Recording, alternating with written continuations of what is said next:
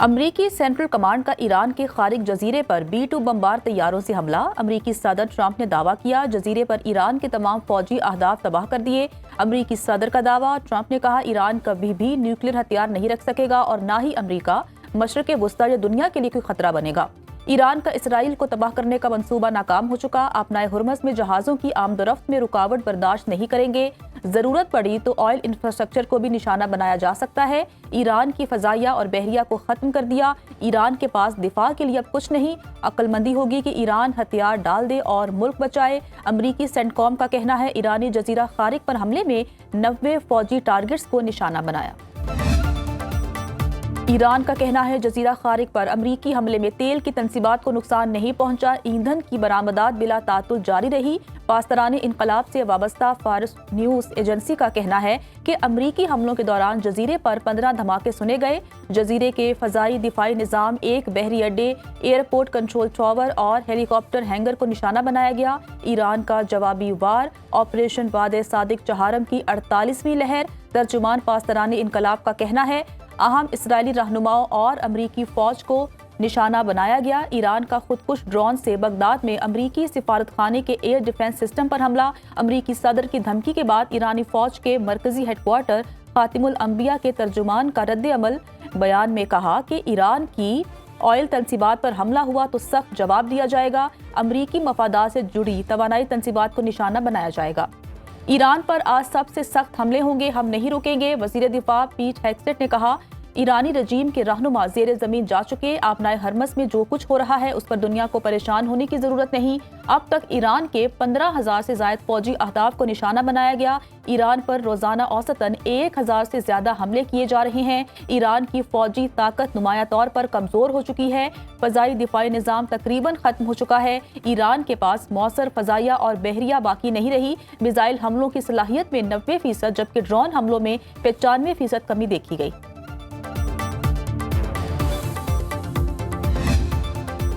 ایران کا سعودی عرب کے پرنس سلطان air base پر بڑا حملہ۔ امریکی اخبار دی وال اسٹریٹ جرنل کے مطابق حملے میں 5 ری فیولنگ طیاروں کو نقصان پہنچا۔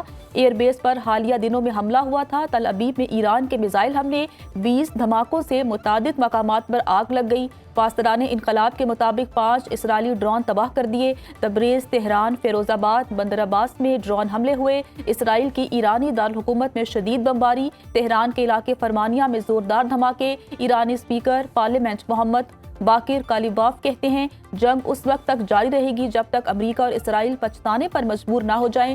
ٹرمپ کو نیتن یاہو نے جنگ شروع کرنے کے لیے دھوکہ دیا۔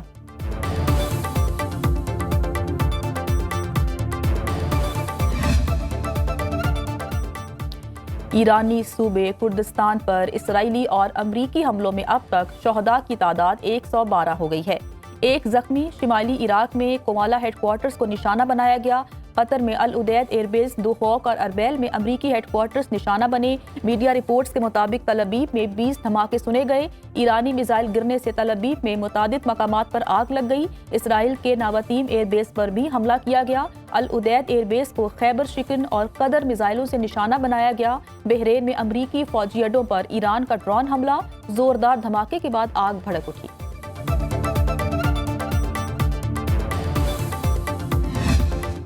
پاک فوج کا آپریشن غضب الحق جاری۔ 12 اور 13 مارچ کی شب قندھار ایئر فیلڈ کی آئل ڈمپ سائٹس پر موثر حملوں کی ویڈیو جاری۔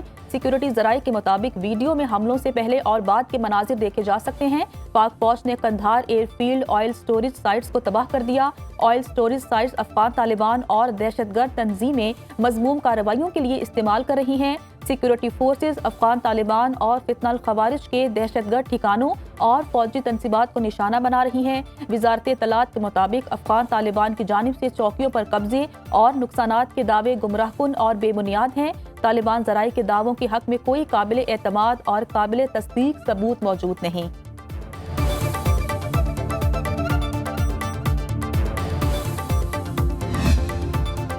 افغان طالبان نے پاکستان پر ڈرون حملے کیے۔ ISPR کے مطابق پاکستانی دفاعی نظام نے تمام ڈرونز کو راستے میں ہی تباہ کر دیا۔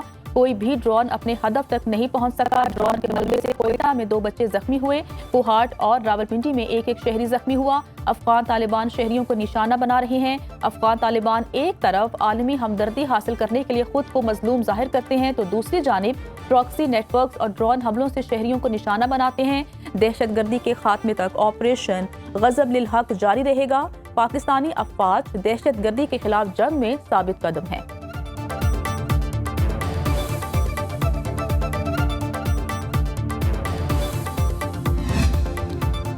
افغانستان نے ہمارے شہریوں کو نشانہ بنا کر سرخ لکیر عبور کی۔ صدر زرداری کی پاکستانی شہری علاقوں کو نشانہ بنانے والے ڈرون حملوں کی مذمت۔ آصف زرداری کا کوئٹہ، کوہاٹ اور راولپنڈی میں ڈرون کے ملبے سے زخمی بچوں اور دیگر شہریوں کی صحت یابی کے لیے نیک خواہشات کا اظہار۔ کہا افغان حکومت دہشت گرد گروہوں کو محفوظ پناہ گاہیں فراہم کر رہی ہے۔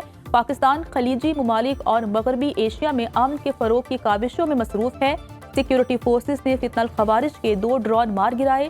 وزارت اطلاعات کے مطابق فتنہ الخوارج کے ڈرونز کو فورسز نے جدید تکنیک سے ناکارہ بنایا۔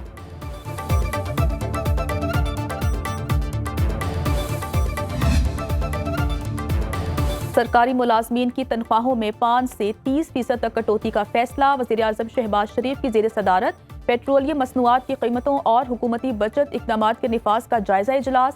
وزیراعظم کو بریفنگ میں بتایا کہ کفایت شعاری اقدامات سے حاصل شدہ رقوم کو عوامی ریلیف کے لیے استعمال کیا جائے گا۔ آئندہ 2 ماہ کے لیے کابینہ اراکین، وزراء، مشیران اور معاون خصوصی کی تنخواہوں کو بھی عوامی فلاح کے لیے استعمال کریں گے۔ وزیراعظم کی تمام پاکستانی سفارت خانوں کو 23 مارچ کی تقریبات سادگی سے منانے کی ہدایت۔